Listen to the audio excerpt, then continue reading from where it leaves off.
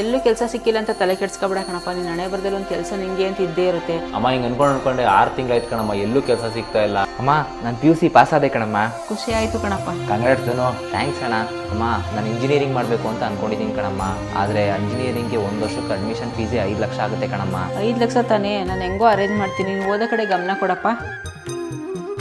ರಸು, ಯಾಕೋ ನಂಗೆ ಹುಷಾರಿಲ್ಲ ಕಣಪ್ಪ, ಜ್ವರ ಬಂದ್ಬಿಟ್ಟೈತೆ. ಸ್ವಲ್ಪ ಆಸ್ಪತ್ರೆಗೆ ಹೋಗೋಣ ಬಾ ಅಪ್ಪ. ಹುಷಾರಿಲ್ವಾ? ಒಡವೆ ಎಲ್ಲ ಮಾರ್ಬಿಟ್ಟು ನೀನು ಚಿಕ್ಕ ಮಗು ಓದಿಸ್ತಿರ್ತಾನೆ, ಹೋಗಿ ಅವನ್ನೇ ಕೇಳ್ಕೋಗೋ, ಕರ್ಕೊಂಡೋಗ್ತಾನೆ. ಧನು, ನೀನಾರು ನನ್ನ ಆಸ್ಪತ್ರೆ ಕರ್ಕೊಂಡು ಹೋಗಪ್ಪ. ಏನೋ ಹಾಸ್ಪಿಟ್ಲಿಗ ನಿನ್ನ ದೊಡ್ಡ ಮಗನ ತಾನೇ ನೀನು ಜಮೀನು ಮಾರ್ಬಿಟ್ಟು ಬಿಸ್ನೆಸ್ ದುಡ್ಡು ಹಾಕೊಟ್ಟಿದ್ದು, ನೀನೇ ಕರ್ಕೊಂಡೋಗಿ ನಿನ್ನ ದೊಡ್ಡ ಮಗನ. ಅಣ್ಣ ಬೇಕಾದ್ರೆ ಕರ್ಕೊಂಡೋಗೋ. ನಿಮ್ಮ ಜೀವನ ಚೆನ್ನಾಗಿರ್ಲಿ ಅಂತ ಒಡವೆ ಆಸ್ತಿ ಎಲ್ಲ ಮಾರಿ ನಿಮ್ಮ ಜೀವನ ಕಟ್ಕೊಟ್ಟೆ. ನಾನಂತೂ 1 ರೂಪಾಯಿನೂ ಮಡಿಕಲ್ಲ. ನನ್ನ ಸರ್ವಸ್ವನ ನಿಮಗೋಸ್ಕರನೇ ತ್ಯಾಗ ಮಾಡಿದೆ ಕಣಪ್ಪ. ಈಗ ಹುಷಾರಿಲ್ಲ, ಆಸ್ಪತ್ರೆ ಕರ್ಕೊಂಡೋಗಿ ಅಂತಂದ್ರೆ ಇಬ್ರು ನೀನು ನಾನು ಅಂತ ಜಗಳಾಡ್ತಿರೋ ಸರಿ ಏನಪ್ಪ? ಅಮ್ಮ ಸಾರಿ ಕಣಮ್ಮ, ನಿಮ್ಮ ಹತ್ರ ತುಂಬ ತಪ್ಪಾಗಿ ಮಾತಾಡ್ಬಿಟ್ವಿ ನಾವಿಬ್ರು. ಆರಾಮ್ ಹಾಸ್ಪಿಟ್ಲಿಗೆ ಹೋಗೋಣ. ಅನುವರವನ್ನು ಕೊಡೆ ತಾಯಿ.